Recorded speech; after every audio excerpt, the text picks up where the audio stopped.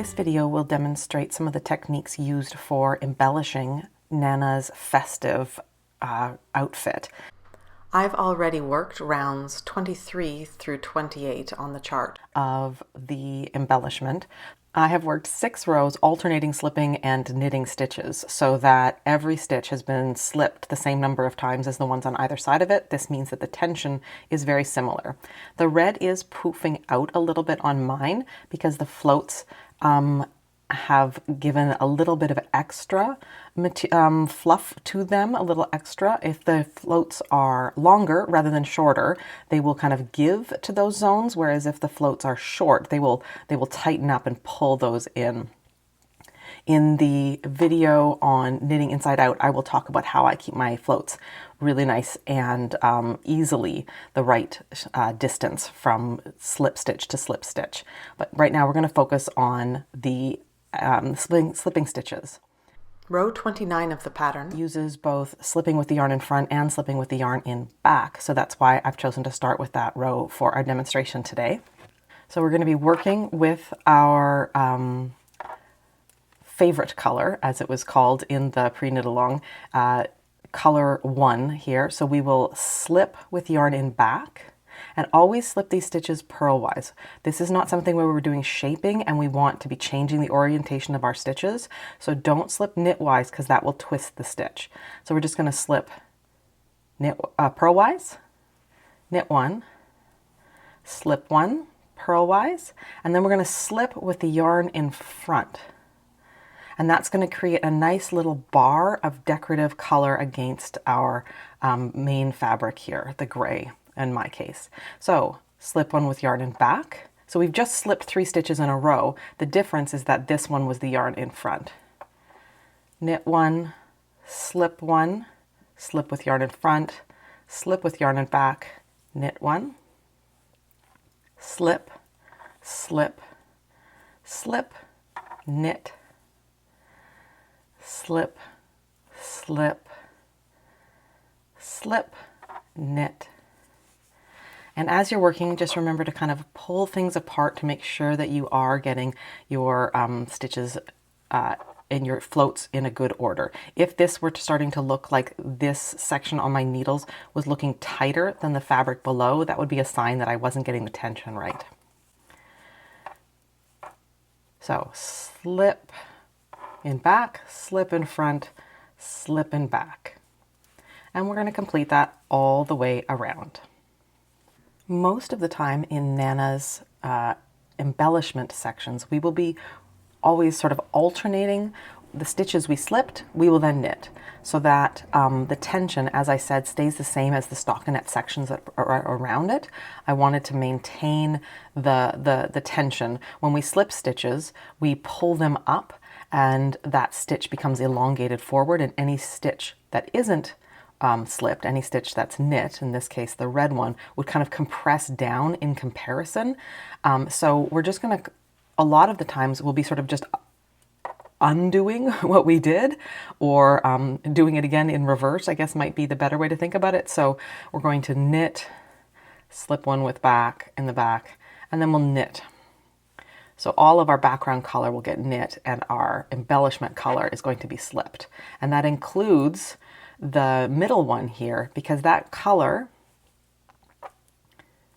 if you think about it, the only red we knit was this one column of stitches. So we will knit our way across these loops. There's a gray loop there on the needle, so I will be knitting all the gray loops in this second round of our demonstration here, which is a float is the name for the traveling yarn behind the fabric that floats behind, that isn't being knit.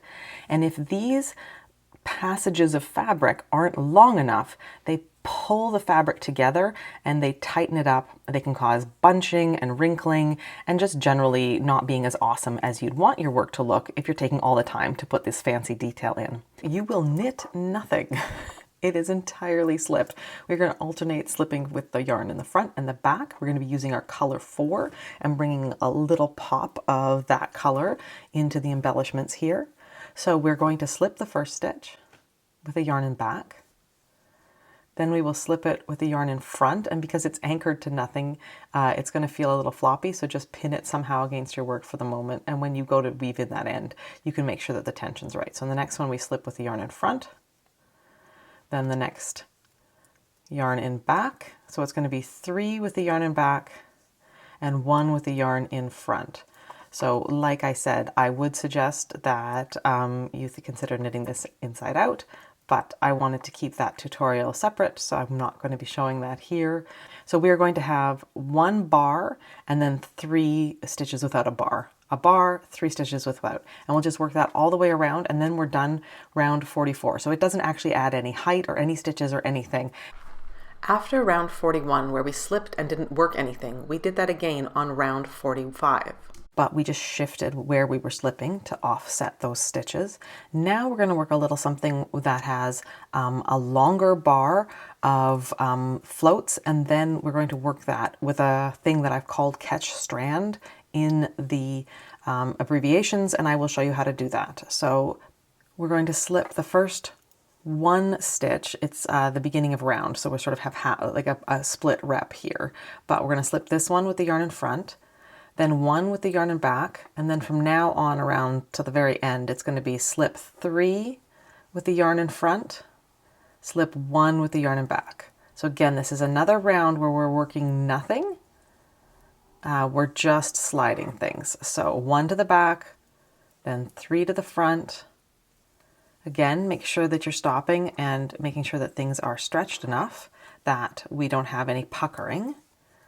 1 to the back, 3 to the front. You'll notice that these 3 are centered over the ones that we did down here, the single stitch bar there.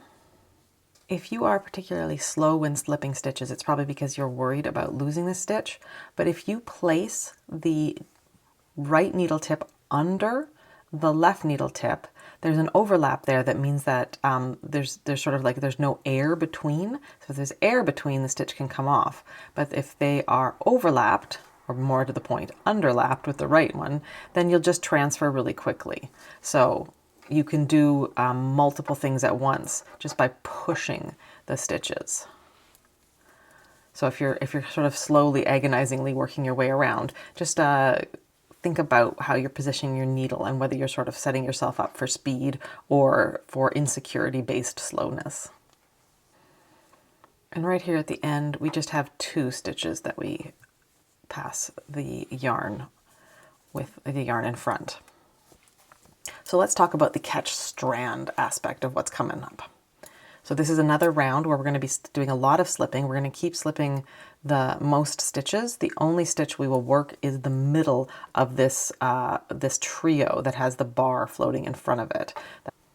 All right, so to work the catch strand, we're actually going to slip all 4 stitches in the repeat, then use our right needle tip to pick up the strand of contrast color there from back to front. So I'm using my right needle tip, I'm going from back to front, and then I'm going to bring my left needle tip to the front, and I'm going to insert it through the stitch and the strand together.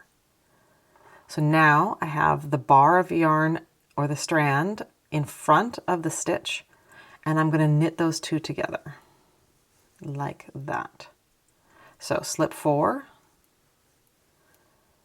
scoop up the strand, transfer the strand and the last stitch back to your left needle, knit them together. Slip 4, pick up that stitch and the bar, put them back on your needle. And at the moment, it doesn't look like much. It's going to look like a bar and then a red stitch and then a bar and then a gray stitch in this example. But once we've done a couple more rounds, which I'm going to show you, you'll see what happens. For those of you who throw your yarn, it would look like this. Slip all 4 stitches, use the right needle tip to scoop from back to front, place it back on the left needle, and then just knit 2 together. Nice and simple.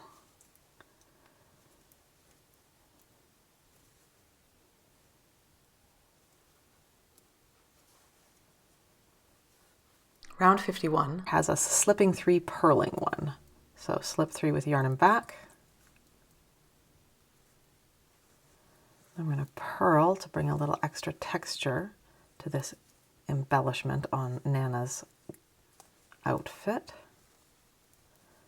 Again, make sure you're paying attention to your float length behind, especially as you transfer the yarn to the front, you may be sort of readjusting some things. So just remember when you're bringing the yarn forward to purl, to sort of stretch the stitches out on the needle, even if you're working it inside out. It's just good to always be paying attention to how the tension feels in the work on the needle on the right. This is what our knitting work looks like. We are now going to work 2 rounds where we knit 3 and then slip the contrast color stitch. The first round is to redistribute the tension as we've been doing throughout this section, and then the next round is actually just to pull this whole little embellishment down a little bit and give a little bit of a flair to how this section looks.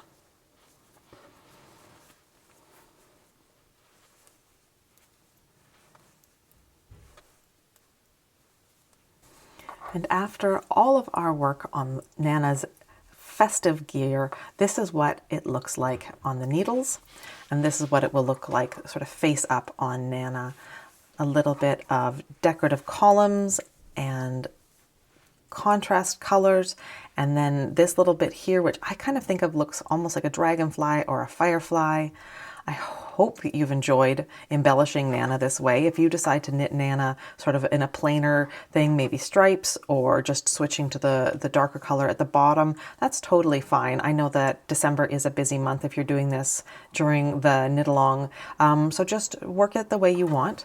If you notice that some of the stitches have got a little more extra tension than you'd like, you can redistribute that tension, check where your ends are, and just sort of work that tension across to where your ends are, and before you weave in your ends, you can just redistribute those ones. The bars, because they have nothing anchoring them at all, they tend to get a little distorted compared to things that have some stitches around. So yeah, that's just something easy to do before you weave in your ends. Just make sure you like the tension and redistribute things as needed.